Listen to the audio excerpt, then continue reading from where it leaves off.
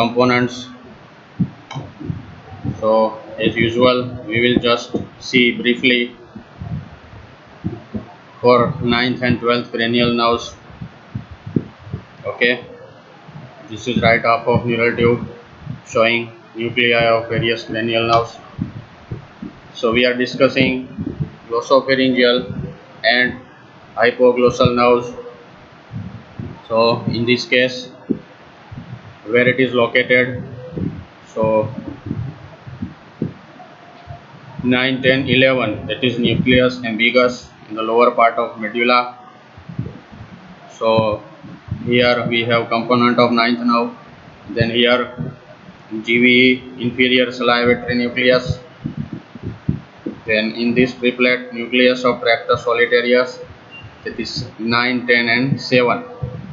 So our ninth nerve is spread across nucleus ambiguous, inferior salivatory and nucleus tractus solitarius. Similarly, hypoglossal nerve, 12th cranial nerve, there is one whole dedicated nucleus here, is in lower part of medulla, general somatic efferent. Okay, so and it will also contain some proprioceptive fibers. It will be shared with this trigeminal nucleus, spinal nucleus of trigeminal nerve. Okay, broadly speaking, glossopharyngeal and hypoglossal nerve will broadly supply tongue, then tongue and mucous membrane of nose, palate, pharynx and larynx, general afferent sensations. Okay, so if we assess both, then it is usually spread across mucous membrane of nose, palate, pharynx, larynx, tongue, etc. So we will see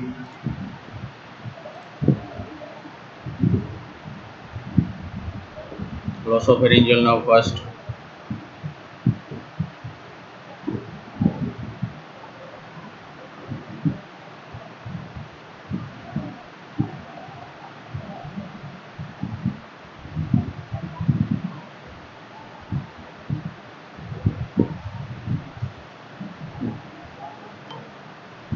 So this is functional components of glossopharyngeal nerve.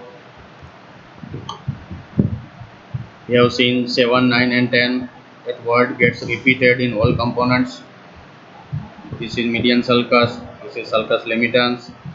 So if you remember facial nerve, it was sharing the similar components. पहले का medial side का ये निकाल दो, lateral side का ये निकाल दो, बाकी के पांचों को मिला दो. That will be your 7, 9, 10. Okay, so your ninth cranial nerve, glossopharyngeal nerve, will share the same components. See 7, 9, 10, 7, 9, 10 and 7, 9, 10. Let's get repeated. So we will see these tissues one by one, two efferents and two afferents again. So glossopharyngeal nerve is nerve of the third pharyngeal arch. Remember 7, 5, 7, 9, 10 for 1, 2, 3, 4 and 6 pharyngeal arches. So 5, 7 and 9, that is 1, 2 and 3. Third pharyngeal arch belongs to glossopharyngeal nerve. It is supplying secretomotor fibers to the parotid and tongue, all mucous glands and salivary glands. One more thing, that is carotid sinus and carotid body. They are modifications of vascular tissue, tunica media of the carotid artery. Common carotid bifurcates into internal and external carotid. Along with this bifurcation, we have these two specialized tissues you already know from physiology. One is acting as chemoreceptor and baroreceptor. Okay, so the pathways are transmitted via glossopharyngeal nerve.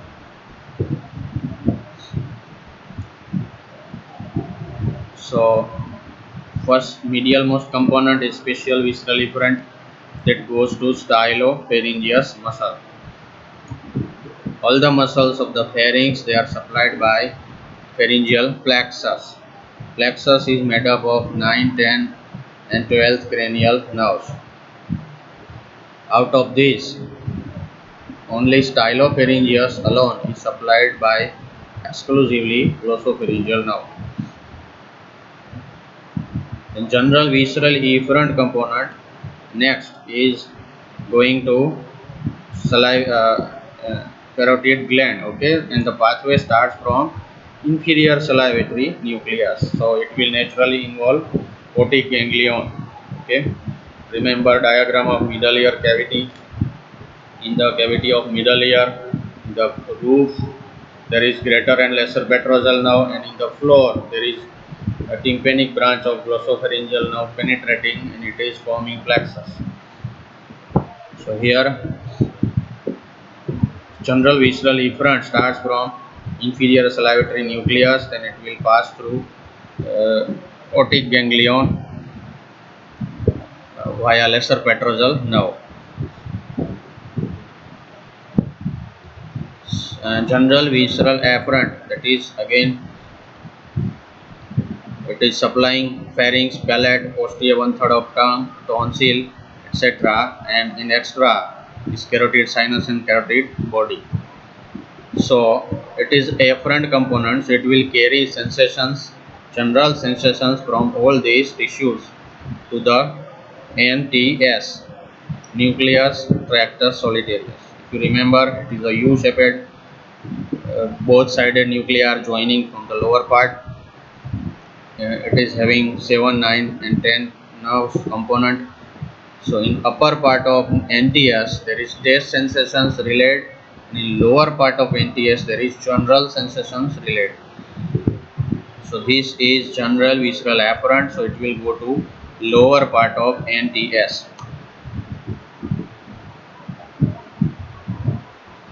Spatial visceral afferent, that is taste. So naturally taste sensations is spatial visceral afferent. This it is from the posterior one third of the tongue plus circumvallate papilla. If you remember again nerve supply of the tongue, I will just revise you. Anterior two third of tongue, posterior one third and posterior most part. Three different nerve supplies. Anterior two third, two types of sensation in all three, that is general and spatial taste. Okay. Again, divide the tongue anatomically in three parts: anterior two third, posterior one third, and posterior most part. And in all three parts, you will divide two sensation. One is general and one is spatial taste. So, starting from anterior two third of tongue, general sensations and taste. They have different nerves. Lingual nerve and chorda tympani. Chorda tympani for taste and lingual nerve for general sensation. In posterior one third and posterior most part, general and spatial both are carried by the same nerve. That is one posterior one third glossopharyngeal nerve, both general and spatial sensation. Posterior most part of tongue, both general and spatial sensation by vagus nerve, that is internal laryngeal branch. So only anterior two third has separate general and spatial nerves. The rest of them, posterior one third and posterior most part, having same nerve for both general and spatial. So here glossopharyngeal nerve supplies general and spatial both from posterior one third of tongue. You should read nerve supply and anatomy of tongue. You should revise all muscles and all papilla, and then you should read 9th and 12th cranial nerves. Together with this, you should revise branches of facial nerve, that is chorda tympani, and mandibular nerve branch, that is lingual nerve. All these nerves and a whole of the tongue you should read first, and then you should read 9th and 12th cranial nerves to better understand.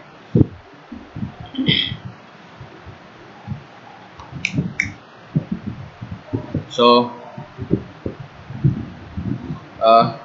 Remember nuclei of cranial nerves. We have three nuclei in the upper part of medulla: nucleus ambiguus, inferior salivatory, and nucleus tractus solitarius. I have already shown this in your components table. So nucleus ambiguus is branchiomotor. It is supplying stylopharyngeus muscle. Inferior salivatory is supplying parotid gland. It is parasympathetic. And nucleus tractus solitarius is carrying taste from posterior one third of tongue. That is gustatory component. If you see course and relation, then starting from the brainstem, this diagram represents anterior view of the lower part of medulla. So this is representing pyramid, and this is representing olive. So here we have median sulcus, here we have anterolateral sulcus, somewhere here you will have posterolateral sulcus. So from the anterolateral sulcus, that is between pyramid and olive, we have 9, 10 and 12th cranial nerves emerging. So these are the rootlets of these cranial nerves. So your glossopharyngeal nerve emerges from the anterolateral sulcus of medulla via multiple rootlets. So these are forming filaments of the rootlets. These filaments will unite to form single nerve trunk. Then it will come out. This in the side, this one represents 11th cranial nerve, that is cranial and spinal accessory. We will see in another lecture. So in the intracranial course, these filaments will unite to form single trunk. Then it will pass laterally and towards the jugular foramen. All of you should remember jugular foramen. It is transmitting 9, 10 and 11th cranial nerves. And for 12th cranial nerve, we have separate hypoglossal canal, that is anterior condylar canal. So jugular foramen transmits 9, 10 and 11 cranial nerves. It is also transmitting emissory vein and occipital artery and one of the inferior petrosal sinus. Okay, that is joining with jugular bulb. So it carries all the tissues. There is neurovascular compartment, and it is neuronal will 9, 10 and 11 cranial nerve, and vascular means artery and venous sinuses. If I find a better diagram, I will show you people in some next lectures. Right now you can see here, this is your area of jugular foramen. This is jugular bulb or internal jugular vein, and it is connected from this side by inferior petrosal sinus. The sinus will pass from this side to the bulb of internal jugular vein, and around this sinus there is meningeal layer of dura mater enclosing all the structures. So this white area, you can see, this whole white area is meningeal layer of dura. So dura is covering this 10th and 11th nerve separately, and it is covering 9th nerve separately. So this is glossopharyngeal dural fold, this is vagal dural fold. Okay, 9th nerve has a separate sheath of dura mater, and 10th and 11th has a separate sheath of dura. Then they will emerge from the base of the skull. So we are viewing this from the cranial side, that is posterior cranial fossa. We are viewing this from the superior side of posterior cranial fossa. So this glossopharyngeal nerve is connected to the cochlear aqueduct. This area is known as cochlear canaliculus. That is connected to cochlear aqueduct, and it communicates with the internal ear cavity. Remember internal ear, there is endolymphatic duct, cochlear duct and cerebral aqueduct. So via these three structures it communicates with subarachnoid space and CSF. So here this is cochlear canaliculus, which is leading to cochlear aqueduct, and from here our nerve will pass downwards between internal jugular vein and internal carotid artery. We will see in another diagram.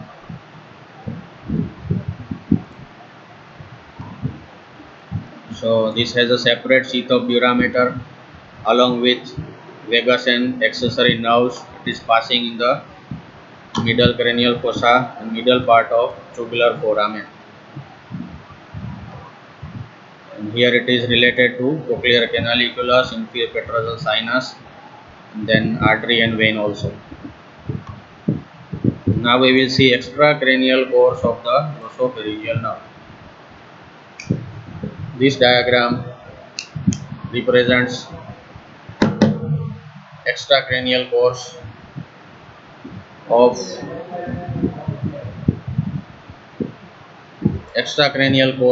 facial glossopharyngeal nerve. Here we have three nuclei: nucleus ambiguus, NTS, and this inferior salivatory nucleus. These are the motor components, and the afferent component is the spinal nucleus of trigeminal nerve also. So there are total 4 nuclei involved, 2 afferents and 2 efferents. This 9, 10 and 11 nerves will come out through this tubular foramen. Here glossopharyngeal nerve has a separate sheath of dura, and 10th and 11th has a separate sheath. When it comes out, there is 2 ganglion, superior and inferior ganglion. Same you will have in vagus nerve, superior ganglion and inferior ganglion of vagus. All these have separate names, but you remember this simple term. It is better for memory. Superior and inferior ganglion. Now inferior ganglion gives this tympanic branch. This tympanic branch enters in this floor of the middle ear cavity. Then it divides and forms tympanic plexus around the promontory of the middle ear. This tympanic plexus supplies tympanic membrane and mucous membrane of the middle ear. Then in the roof it is forming this lesser petrosal nerve, and this lesser petrosal carries postganglionic parasympathetic fibers, which is relayed in the otic ganglion. This is preganglionic fibers. After relay, postganglionic fibers goes to auriculotemporal nerve, and it is supplying parotid gland.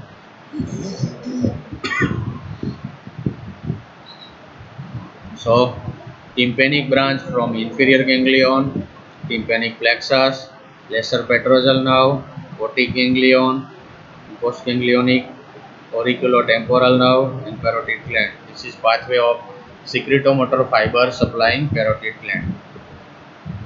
And these fibers naturally come from inferior salivatory nucleus. You can see this green color from inferior salivatory nucleus. It is ultimately terminating in parotid gland.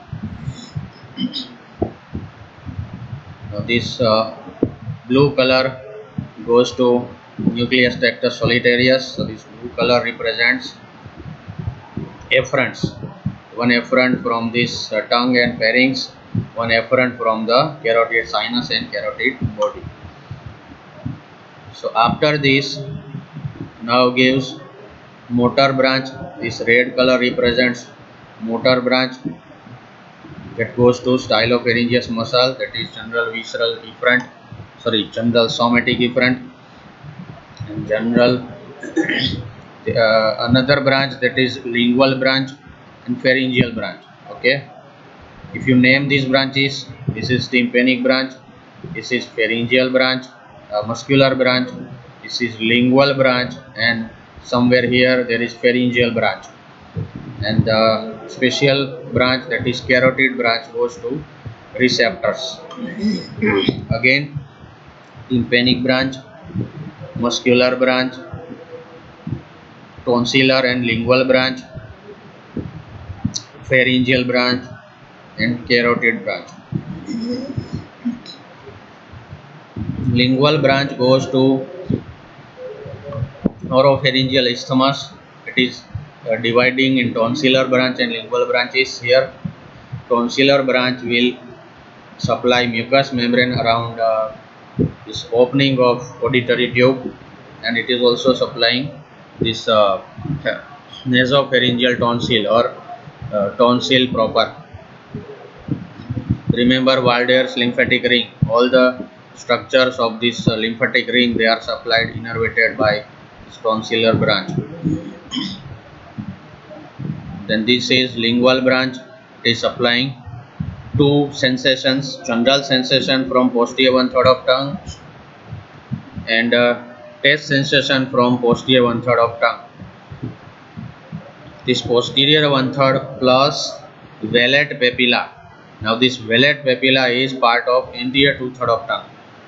So anterior two third supplied by lingual nerve and chorda tympani except veillate papilla.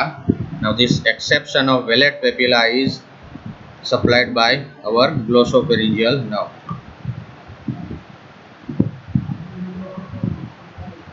Pharyngeal branch goes to pharyngeal plexus along with vagus nerve, and it will supply all the muscles, pharyngeal muscles, superior, middle and inferior constrictor, and then stylopharyngeus, salpingopharyngeus and palatopharyngeus.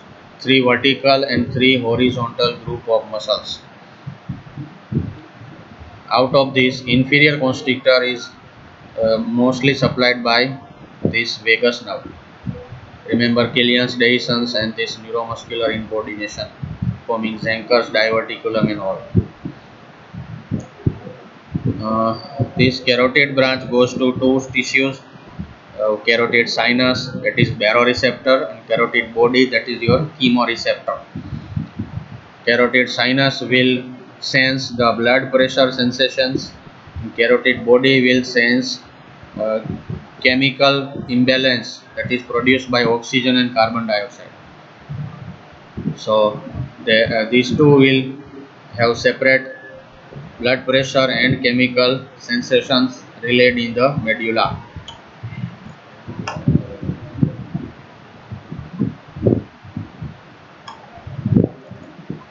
Now this is a key diagram. This is mentioned in 9, 10, 11 and 12, 4 cranial nerves. This is a common diagram for all 4, 9, 10, 11 and 12 nerve. So you should refer this in all 4. Here you have a jugular foramen. We are viewing left sided tissue from left lateral side. This is superior, this is inferior, this is anterior, this is posterior. Okay. So your glossopharyngeal nerve, after emerging from inferior ganglion, it is going downwards. It is turning around styloid process and stylopharyngeus muscle. This is your styloid process. So it curves around styloid process. It is curving lower border of stylopharyngeus muscle. Here it passes between internal and external carotid artery, and it is below this lower border of stylopharyngeus. Then it runs over the substance of the muscle, and then it divides in the pharynx and tongue. So we have seen that branches of the names of the branches: tympanic branch going middle ear, carotid branch, this is pharyngeal branch going to pharynx and palate, muscular branch going to stylopharyngeus, tonsillar branch supplying soft palate and palatoglossus muscle.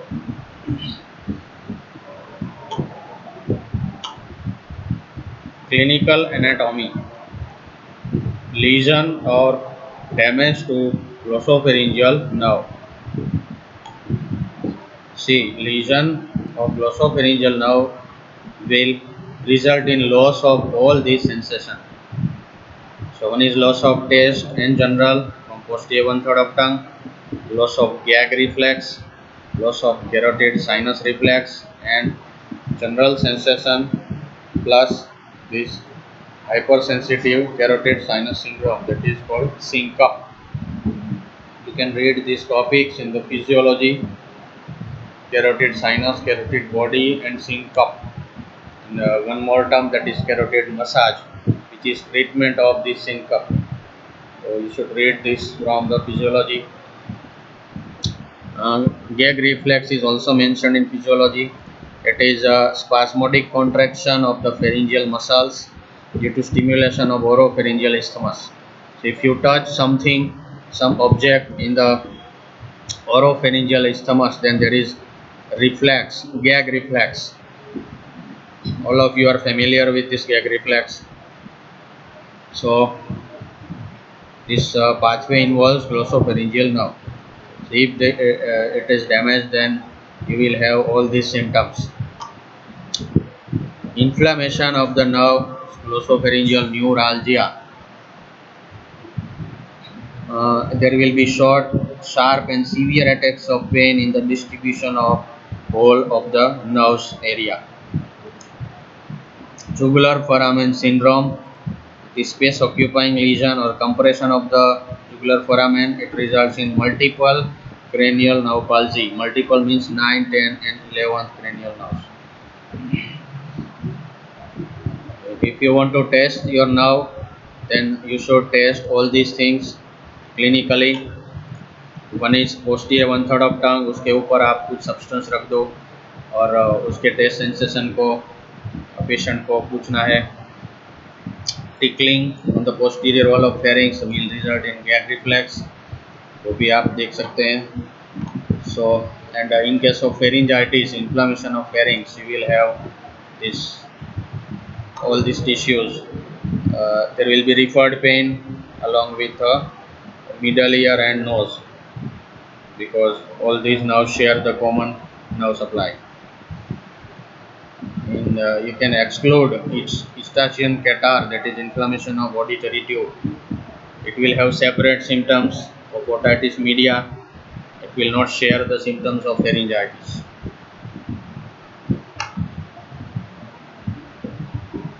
So your pathway of gag reflex is mentioned here.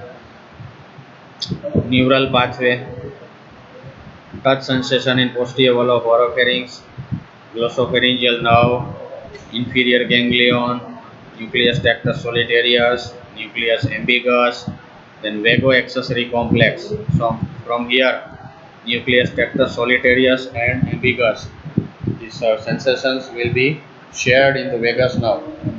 So combination is a pharyngeal plexus. Combination of this 9th and 10th cranial nerve is together known as 9, 10 and 11 together known as vago accessory complex. That means 9, 10 and 11th cranial nerve complex plexus shared by these cranial nerves. So it is supplying constrictors of the pharynx. So afferent fiber starts from mucosa of the oropharynx, and efferent fibers reflex fibers initiated by constrictors of the pharynx. This is whole pathway of gag reflex. The pathway of taste we have already seen in earlier lectures. Now we will see same components for hypoglossal nerve. So this is diagram of common diagram of jugular foramen. This whole area represents jugular foramen. You can see 9, 10 and 11 cranial nerve emerging from anterolateral sulcus. This is superior and inferior ganglion of 9th nerve. This is same for vagus nerve. Here there is communication between these nerves via communicating branches.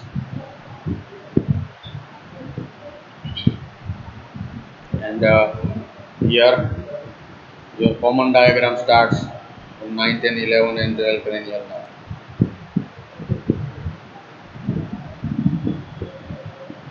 Hypoglossal nerve supplying exclusively muscles of the tongue. You should remember muscles of the tongue, longitudinal groups and vertical groups, intrinsic muscles and extrinsic muscles of the tongue.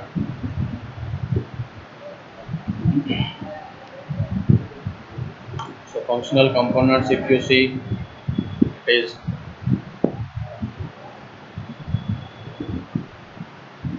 efferent components going to muscles of the tongue.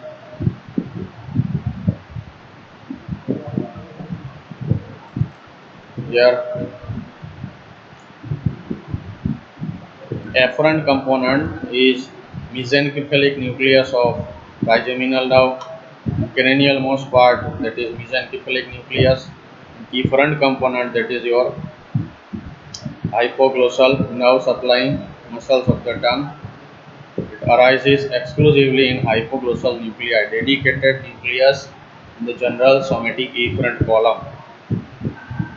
You will have this term in the roof, in the posterior view of your brain stem. Posterior view, open view of the brain stem.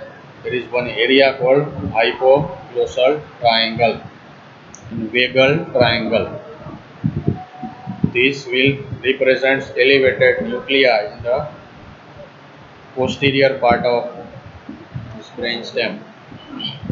You will see in brainstem diagram. So remember your facial nerve, components of facial nerve, motor nucleus. Motor nucleus was divided in upper half and lower half. Upper half receives uh, both side ipsilateral and contralateral fibers. Lower half of nucleus receives only contralateral fibers. Same story gets repeated in hypoglossal nucleus. Here you should imagine two parts, upper part and lower part of hypoglossal nucleus. Upper part of nucleus is receiving contribution from both ipsilateral and contralateral fibers. Both are relayed in upper part of this hypoglossal nucleus, and in lower part only contralateral fibers are relayed. So you can see lower part receives only opposite half of fibers.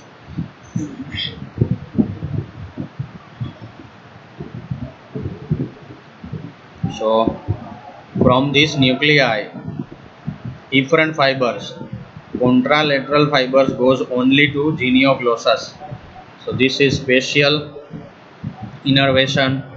All the intrinsic and extrinsic muscles of the tongue, they are supplied by both ipsilateral and contralateral fibers except genioglossus. Genioglossus is large bulky muscles. It is having only contralateral fibers from the cortex. So it will be, this fundamental is useful for clinical testing of protrusion of tongue and diagnosing palsy of supranuclear or infranuclear levels. So all muscles of tongue are having bilateral, that is ipsilateral and contralateral, except genioglossus, it is receiving only contralateral corticonuclear fibers.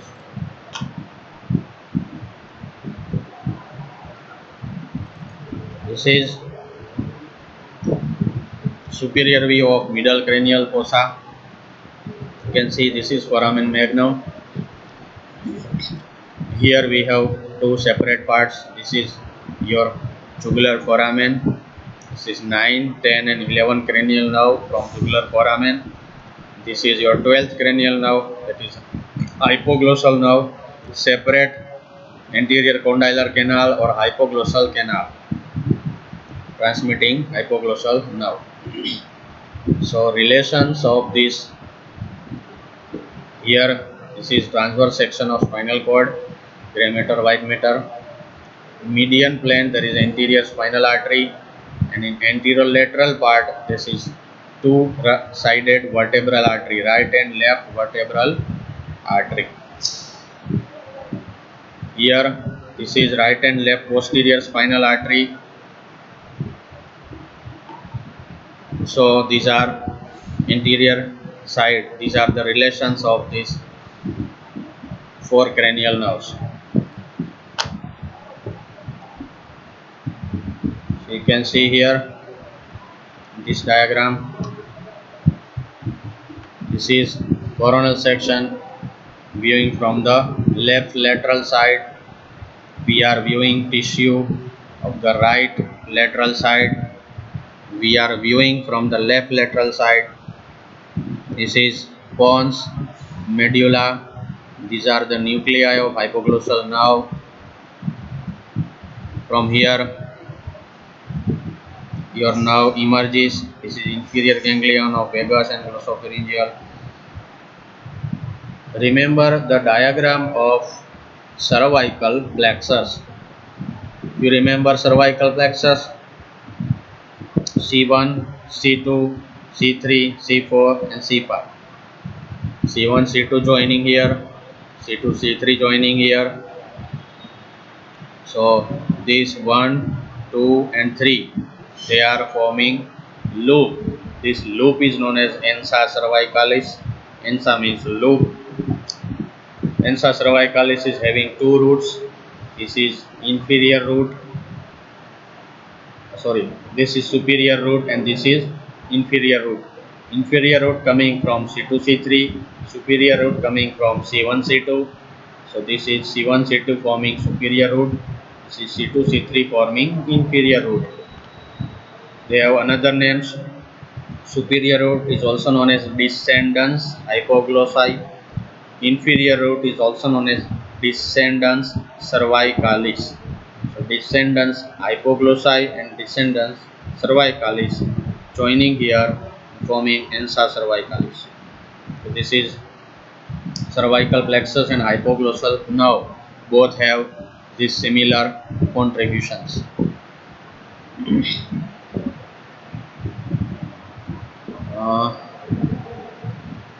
This red color goes to efferent component, that is muscles, general somatic efferent. So here this nerve goes to all intrinsic and all extrinsic muscles of the tongue. Our styloglossus is supplied separately. You should remember intrinsic muscles, that is vertical and longitudinal muscles, superior longitudinal, inferior longitudinal, transversus and vertical. These are all intrinsic muscles. And in extrinsic, it is geniohyoid, genioglossus, hyoglossus and styloglossus. Okay, they are extrinsic muscles coming from all the bony parts and inserting on the tongue. So second name will be glossus and first name will be different parts of the bone.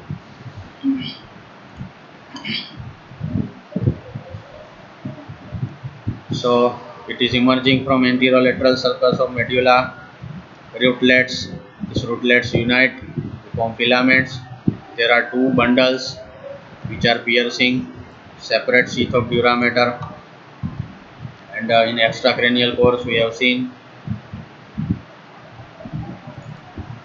this is the extracranial course. Another common diagram you can see here. This is your hypoglossal nerve. It is passing downwards. Here this is your posterior belly of digastric. So here it is crossing vagus nerve from lateral side. So this is hypoglossal nerve crossing laterally this vagus nerve, then it is going medially to the posterior belly of digastric, and here it is curving round lower border of posterior belly of digastric. It is related to occipital artery.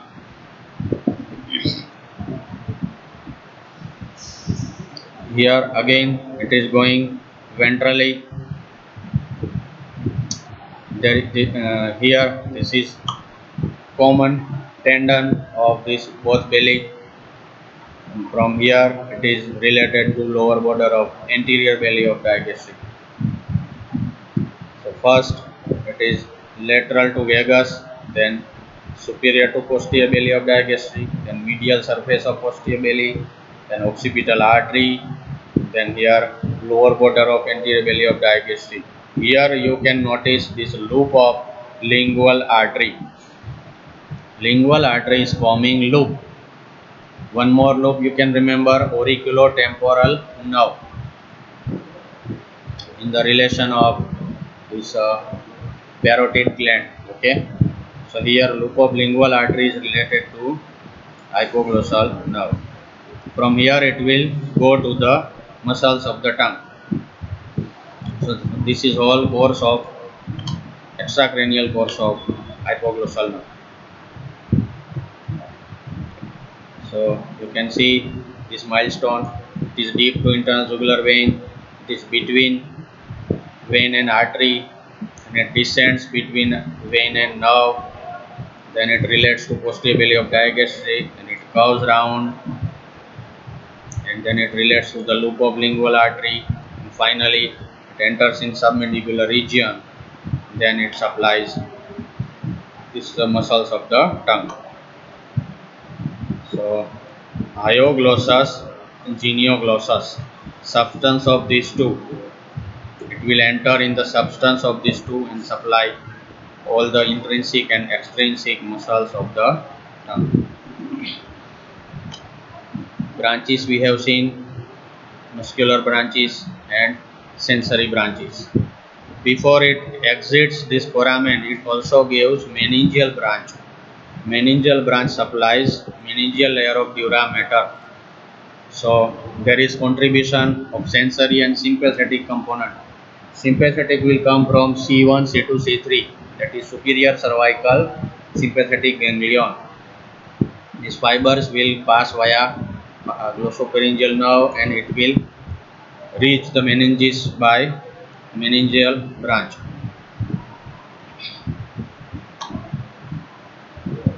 After this meningeal branch, it will descend and go to the muscles. Some branches are also going to thyrohyoid and geniohyoid muscles. These are the muscles related to hyoid bone, elevators of hyoid. Now, testing of muscle. Ask the patient to protrude the tongue. This is oral side. This is outer side of mouth. Ask the patient to protrude the tongue. If you protrude your tongue outside mouth, so in normal cases, genioglossus muscle is the most powerful fan-shaped bulky muscle which is contributing to the protrusion of the tongue. Major part in protrusion is by genioglossus. If you remember, it is only contralateral corticonuclear fibers going to genioglossus. So in normal cases, both right and left side genioglossus will push the tongue outside. So this is anteromedial, this is anteromedial, both are nullifying and there is net result protrusion of tongue. Okay. So this is base of tongue pushed out of the mouth by genioglossus. So normally both will nullify the effect and there is net result protrusion of tongue straight forward. But in case of paralysis, in this diagram, left genioglossus paralyzed. If left genioglossus does not work, then this vector is not working and this vector is dominating. So normal genioglossus of left side is paralyzed. So normal genioglossus of right side will push the tongue to opposite side. That means in case of left genioglossus palsy, the tongue is going to the left side. So same side paralysis, there is deviation of the tongue to of the same side of paralysis, that is corticonuclear fibers of genioglossus of the same side. So left corticonuclear palsy, protrusion of the tongue to the left side. Okay. In case of upper half of nucleus palsy, that is both ipsilateral and contralateral palsy, there is total nerve palsy. So there is gradual atrophy of the tongue muscles. All the muscles of the tongues are paralyzed. So in upper motor neuron lesion, you always know there is atrophy of the tongue. So all the muscles are atrophied.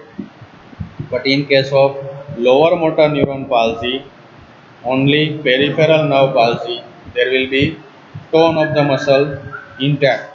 Okay.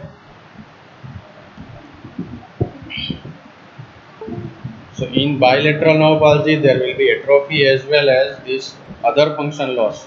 Which are other functions?